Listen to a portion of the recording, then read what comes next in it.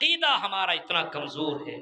अकीदा, दुनिया की फिक्र है, रोजी रोटी के लिए हम 3 बजे उठ करके चले जाएंगे कटिहार, लेकिन सुबह 4 बजे उठ करके मस्जिद नहीं जा सकते हैं।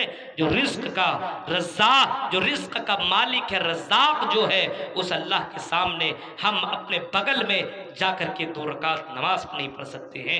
मेरे भाइयों, हमारा अकीदा कितना कमज़ोर हो चुका है, हमारा ईमान कितना कमज़ोर हो चुका है। हमें तो रिस्क के ऊपर भरोसा है लेकिन रज़्ज़ाक़ के ऊपर नहीं है। मेरे भाइयों, अल्लाह के ऊपर भरोसा कीजिए। आप सुबह सवेरे उठिए और उठने के बाद नमाज पढ़िए। अल्लाह रब्बुल आलमीन आपके जिंदगी गुजारने के अल्लाह ताला बेशुमार रास्ते आपके लिए निकाल देंगे। वमई फरमाया वमन यत्तक़िल्लाह यजअल लहू मखरजा, अल्लाह रब्बुल आलमीन से जो डरता है उसके अल्लाह ताला बेहतरीन रास्ते और कई सबील और कई रास्ते अल्लाह ताला निकाल देता है। लेकिन शर्त यह है कि अल्लाह ताला से डरिए और अपने जिंदगी में अपना अकीदा इतना मजबूत कीजिए कि इन बाबाओं का चक्कर छोड़िए, इन पीरों का चक्कर छोड़िए, इन गैरों का चक्कर छोड़िए और इन तमाम का चक्कर छोड़ करके एक अल्लाह के ऊपर यकीन रखिए, भरोसा कीजिए और ये सोचिए कि मरने के बाद हमें दोबारा जिंदगी मिलेगी और इस जिंदगी का हिसाब मुझे अल्लाह के यहाँ देना पड़ेगा। तो मेरे भाइयों, माशरे के बुनियादी असबाब में से पहला सबब यही है कि हम इस दुनिया की फिक्र कर रहे हैं आने वाली जिंदगी के लिए, मरने का कोई फिक्र ही नहीं है। आजकल तो ये हो रहा है कि ये मरा वो मरा, ये मरा वो मरा, इसके जनाजे में हम गए आप गए, हमने अपने कांधे में जनाजा उठाया, आपने भी उठाया, कब्रिस्तान गए, मुर्दे को हमने दफनाया, फिर वही काम हम कर रहे हैं। मुर्दे को डाल रहे हैं, देख रहे हैं, हमारे सामने ये चलता था, खाता था, पीता था, लेकिन ये मर गया, कब्र में चला गया।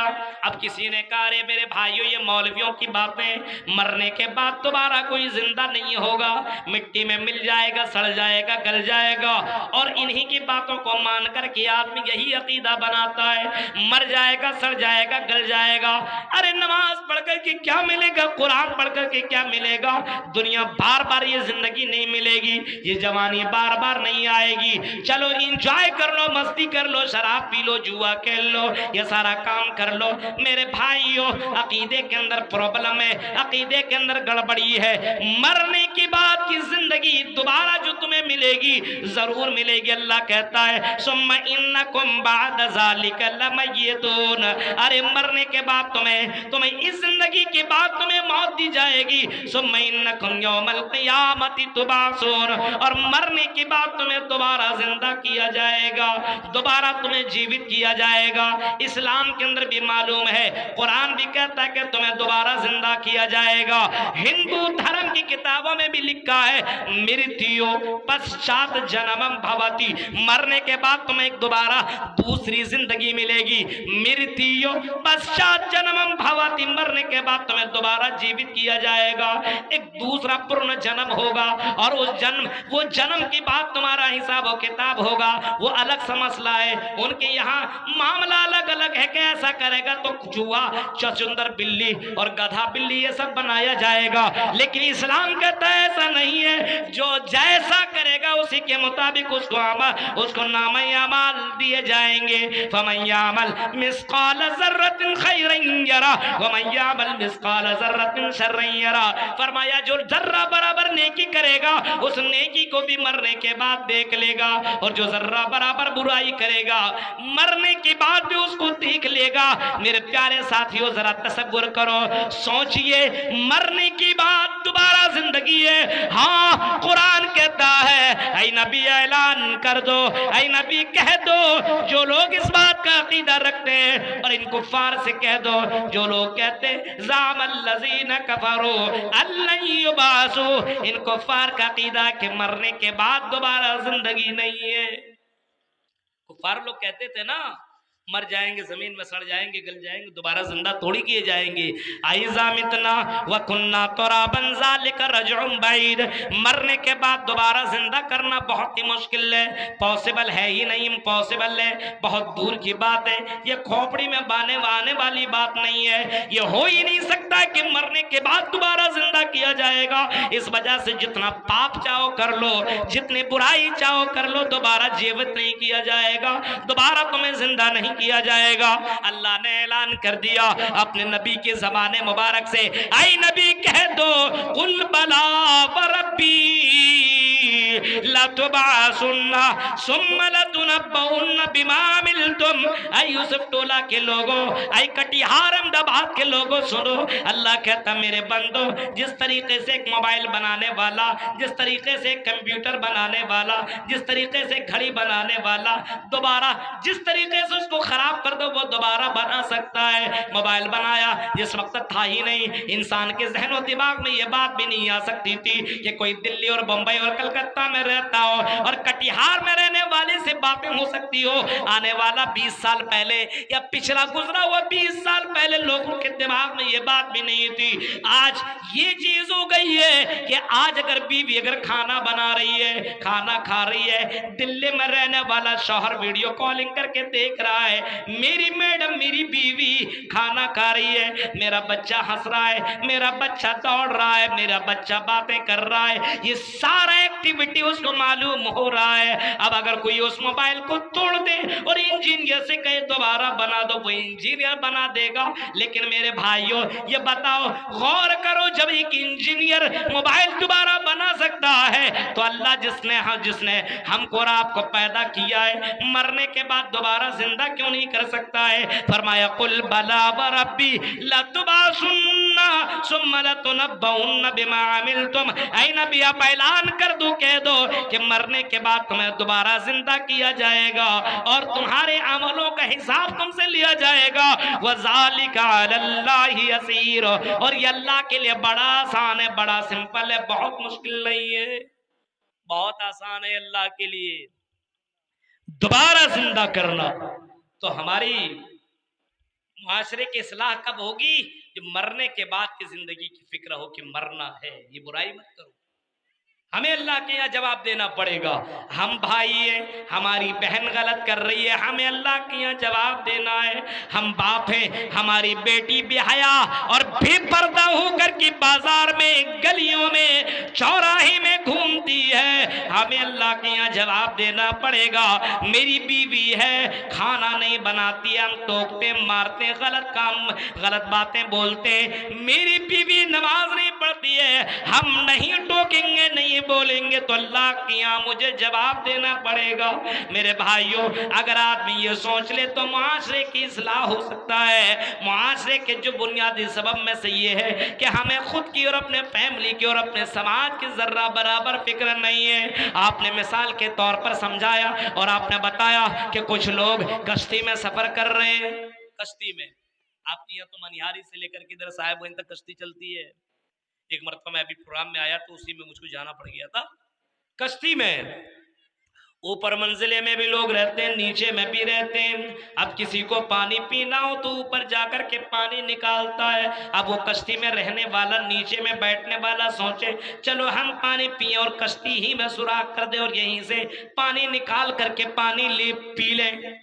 ऊपर वाला मना न करे, ऊपर वाले को पता चले और मना न करे तो मेरे भाइयों वो खुद डूबेंगे, कश्ती वाला सारे को लेकर के डूबेंगे। दूसरा को मना करना पड़ेगा, ऊपर वाला नीचे वाले को टोकना पड़ेगा। मेरे भाई थोड़ी सी तो मेहनत कर लो, आओ ऊपर आकर के पानी ले गो, नीचे तुम सुराख मत करना वरना तुम भी मरोगे, हमें भी मारोगे। इस वजह से ये काम मत करो। यही समाज के अंदर हमें और आपको करना है। उसकी बेटी है तो ये सोचो उसकी बेटी गलत कर रही है, कल मेरी बेटी गलत करेगी। आज अगर किसी घर के अंदर कोई शराबी है तो समाज के तमाम लोगों को उसको रोकना पड़ेगा। पड़ेगा। कोई जुआ खेलता तो सारे लोगों को मिल करके रोकना पड़ेगा, सबको बाकायदा उस गलत काम से रोकना पड़ेगा, वरना वो आग तेरे घर तक आएगी, तेरे घर को भी जला करके रख देगी। मेरे भाइयों, फरमाया कू अनफुसकुम व अहलीकुम नारा, ऐ मोमिनो खुद की भी फिक्र करो और अपने फैमिली, अपने परिवार, अपने समाज के लोगों की भी फिक्र करो। ये फिक्र हमारे यहां से खत्म हो चुकी है। जलसा करवा लिया, सोच लिया बहुत बड़का काम करवा लिया, नहीं मेरे भाइयों, अमल के मामले में हम और आप पीछे। फिक्र किया आपने, सोचा, अब अमली मैदान में आइए, चेंजिंग कीजिए अपने आप को, बदलिए अपने आप को। आज तक जो आपने क्या किया, माशरे को सुधारना पड़ेगा। मोहम्मद रसूलुल्लाह ने अपने 23 साल जिंदगी में आपने एक ऐसा माशरा बनाया जो हमारे और आपके लिए आइडियल है, नमूना है, मिसाली माशरा।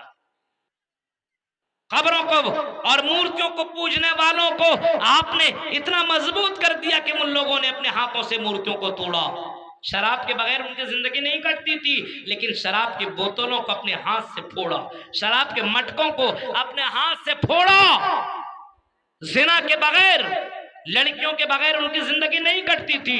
लेकिन मेरे भाइयों, मोहम्मद रसूलुल्लाह ने इतना प्यार से उसको समझाया और आने वाली जिंदगी के बारे में बताया।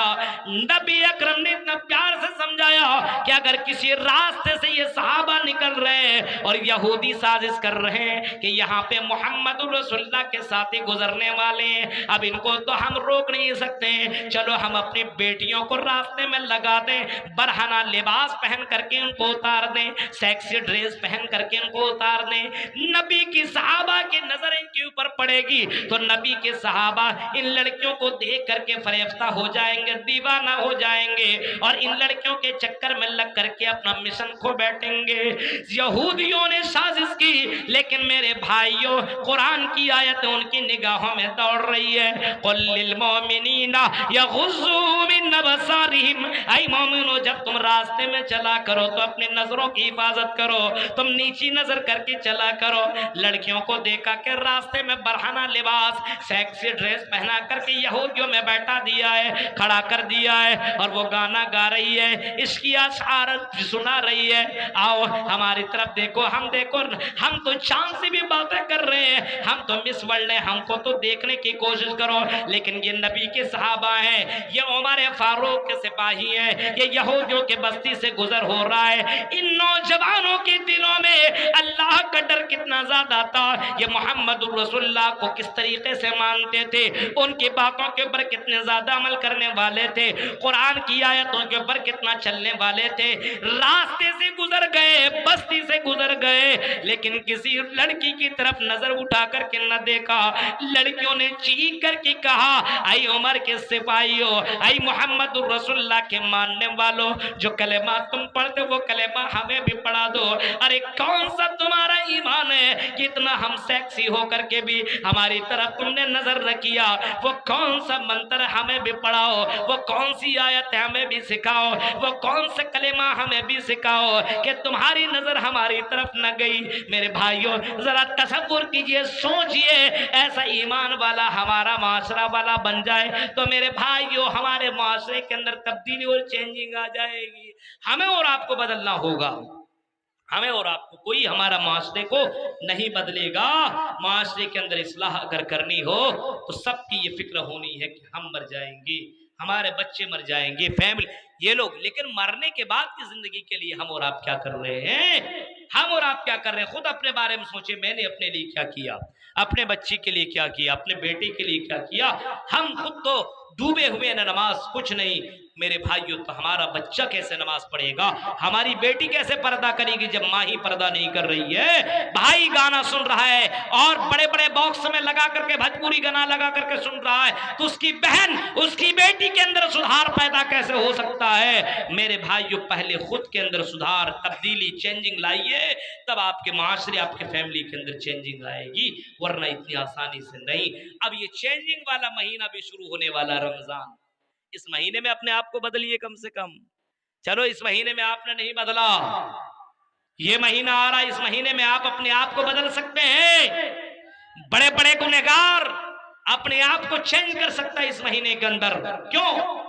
अल्लाह के नबी फरमाते हैं इज़ा जाअ रमज़ान, जब रमजान का महीना आता है तो अल्लाह ताला जन्नत के दरवाजे को खोल देता है और जहन्नम के दरवाजे को बंद कर देता है और शैतान को जकड़ देता है, शैतान को कैद कर देता है। मेरे भाइयों, और फरिश्ता, एक फरिश्ता ऐलान करने वाला ऐलान करता है, या बाग़ियल खैर हलुम्मा, आई नेकी करने वालों, आई नेक काम करने वालों, आई जन्नत की तलबगारों, आओ नेक काम कर लो। अब तो शैतान को भी कैद कर दिया गया है और एक पुकारने वाला पुकारता है, या बाग़िय शर, ऐ गुनहगार, ऐ मुजरिमीन, ऐ ज़नाकार, ऐ शराबी, अब तो अपने हाथ को रोक ले। ये रमजान का महीना है, ये तो बरकतों वाला महीना है, ये तो रहमतों वाला महीना है। इस महीने के अंदर अपने आप को बदल लो, अपने आप को चेंज कर लो।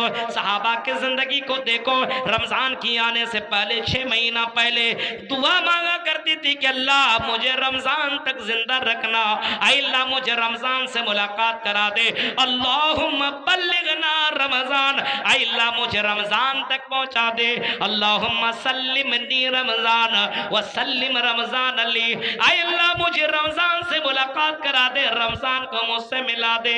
रमजान के महीने के अंदर मैं ज्यादा इबादत कर सकूंगा, अपने रब को राजी कर सकूंगा।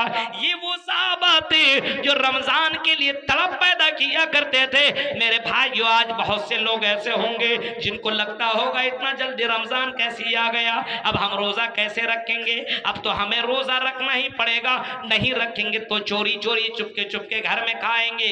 क्या लोग बोलेंगे, होटलों में बैठ के खाएंगे, लोग क्या बोलेंगे।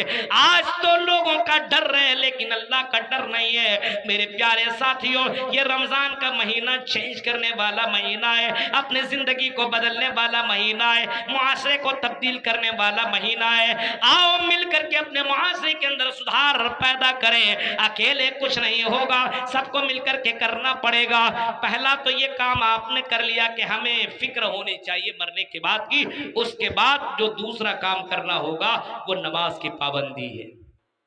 नमाज नहीं है तो बुनियादी सबब यही कि जब नमाज ही नहीं पढ़ेंगे तो बुराई में डूबी जाएंगे। इन्ना सलाता तन्हा अनिल फहशाई वल मुनकर, फरमाया नमाज भी हयाइयों और बुराइयों से रोक देती है। इस वजह से नमाज पढ़ो। नमाज नहीं है तो माशरे के अंदर इस्लाह कैसे हो सकता है, इस्लाह हो ही नहीं सकता है। अगर माशरे के अंदर इस्लाह अगर चाहते तो नमाज की पाबंदी करो, खुद पढ़ो, फैमिली को भी नमाज पढ़ाओ। अल्लाह के नबी नमाज पढ़ते थे, फैमिली को भी नमाज पढ़ने का हुक्म देते थे। हजरत इस्माइल अलैहिस्सलाम जो अल्लाह के नजदीक बड़े महबूब नबी है, बड़े महबूब बंदे, व कान यामुरु अहलहु बिस्सलाति, हजरत इस्माइल अपने घर वालों को नमाज पढ़ने का हुक्म दे रहे हैं। मेरे प्यारे साथियों, नमाज का जिक्र तो कुरान करीम के अंदर भी मौजूद है, हदीसों के अंदर भी मौजूद है। नबी अकरम नमाज से बड़ी मोहब्बत करते थे। आखिरी समय जब आपकी रूह जिस्म से निकल रही है, आपकी रूह दुनिया से परवास कर रही है, आपके जिस्म अतहर से निकल रही है, उस वक्त अल्लाह के नबी इसी नमाज का जिक्र कर रहे हैं और सहाबा से कह रहे हैं, मेरे सहाबियों अस्सला अस्सला, ऐ लोगों नमाज नमाज का फिक्र करना, नमाज का ख्याल करना, तुम नमाज मत छोड़ना। अल्लाह के नबी यहाँ तक आपने फरमाया कुर्रतु ऐनी फिस्सलाह, और लोगों ये नमाज मेरी आंखों की ठंडक है। अल्लाह के नबी यहाँ तक आपने फरमाया अगर मैदान जंग भी हो, जंग भी कर रहे हो, आई मेरी सहाबा, जंग मैदान जंग के अंदर आधे लोग नमाज पढ़ना लेकिन आधे लोग जंग करना, यानी मैदान जिहाद में भी ये नमाज माफ नहीं है। इस नमाज के बारे में पहला सवाल तुम्हें अल्लाह ताला पहला करेगा, इसी नमाज के ताल्लुक से पूछा जाएगा। अव्वलु मा युहासबु बिल अब्द यौमल क़ियामति अस्सलाह, क़यामत के दिन पहला सवाल इसी नमाज के ताल्लुक से होगा। मेरे भाइयों, हिंदू धर्म की किताबों को अगर आप उठाएंगे तो उस किताब के अंदर भी इसी नमाज का जिक्र मिलेगा। योगी योजित सततमात मानव रहस्य स्थित ऐकाकीय चित्तात्मन निराशित प्रज्ञा पंचम समय कर्तव्य, ये नमाज का जिक्र आपको हिंदू धर्म की किताबों में भी मिलेगा। इस्लाम में तो है ही। अकीमुस्सलाह का लफ्ज़ नमक कुरान में कई जगहों पे नमाज का लगभग 80 से ज़ायद मरतबा नमाज का सलाह का जिक्र मौजूद है, लेकिन हिंदू धर्म की किताब के अंदर भी इस नमाज का जिक्र आपको मिलेगा। योगी योजित सततमात्मानम रहस्य स्थित आइका की चत्तातिम निराश प्रज्ञा पंचम समय कर्तव्य। कृष्ण जी कहते हैं हाय अर्जुन, नमाज पढ़ते रहना कंटिन्यू, कभी भी इस नमाज को तुम मत छोड़ना। अल्लाह के नबी तो यही हजरत माज बिन जबल से कहते हैं या माज, नमाज कभी भी जानबूझ करके मत छोड़ना। फइन्ना मन तरक सलाता मक्तूबतन मुताम्बिदन फक़द बरियत मिन्हु ज़िम्मतुल्लाह। ऐ माज, अगर तुमने नमाज को छोड़ दिया और अगर तुमने जानबूझ करके नमाज छोड़ी और नमाज के फिक्र न की तो अल्लाह की जिम्मेदारी तुम्हारे ऊपर से खत्म हो जाएगी। मरो सड़ो, तुमको मारे जाओगे, तुम जलील किए जाओगे, रुस्वा किए जाओगे। कोई तुमको अल्लाह ताला इस बात की जर्रा बराबर परवाह नहीं करेगा। जब तक तुम नमाज पाबंदी के साथ पढ़ोगे दुनिया की कोई ताकत तुम्हारे ऊपर हावी नहीं हो सकती है। योगी यो जिस सतत महात्मा रहस्य स्थित आई का की चत्तात्मा निराशित परक किया। मैं अपनी बात खत्म नहीं कर रहा हूँ ना, इतना देर का कर 12 से 1:30 गाड़ी भी नहीं आपको लोग डर। अच्छा बात नहीं है बस अब 5 मिनट ज़्यादा ज़्यादा और घंटा ज़्यादा हो गया है। 10 मिनट तो कुछ पहले 25 मिनट लगा दो, ये मतलब ये हो रहा है ना, मैं पौने पे खत्म कर रहा। जी जी जी बोलिए बोलिए जी, पर्चा कर दिए, क्या करना जी कर रहे हैं, हाँ करिए करिए।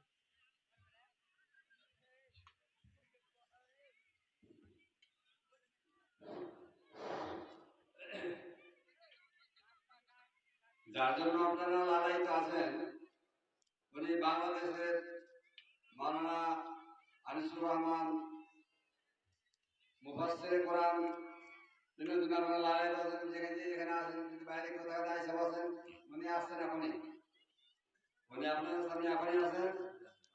এই 5 মিনিটের ভিতরে ইনি স্টেজে আসছেন। কাজে আপনারা দোকানে যেখানে সেখানে বসে না থেকে এই স্টেজে এসে উপস্থিত হয়ে যান।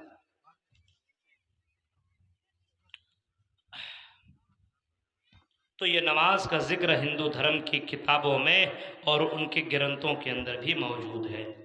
इस्लाम में भी है नमाज, सब में। कितने लोग हैं रोजे के महीने में भी नमाज नहीं पढ़ते हैं, सहरे किया सो गया, हाँ, और मोबाइल चलाएगा, सब कुछ करेगा, चैटिंग कैटिंग सब कुछ। नमाज से कोई मतलब नहीं है। इफ्तार के वक्त इफ्तार की नमाज पढ़ लिया, तरावी की तो नमाज पढ़ता ही नहीं है। इतने लंबी चौड़ी नमाज कौन पढ़ेगा मेरे भाइयों? इसी के लिए तो पैदा किया गया है, कौन पढ़ेगा मेरे भाइयों? अल्लाह के नबी को नमाज से बड़ी मोहब्बत थी और फरमाया था आई लोगों नमाज की फिक्र करना। यहाँ तक कि कृष्ण जी अर्जुन जी से कहते हैं योगी योजी सततमात्मानव रहस्य स्थित आइका की निराश प्रज्ञा, नमाज पढ़ना इसको कभी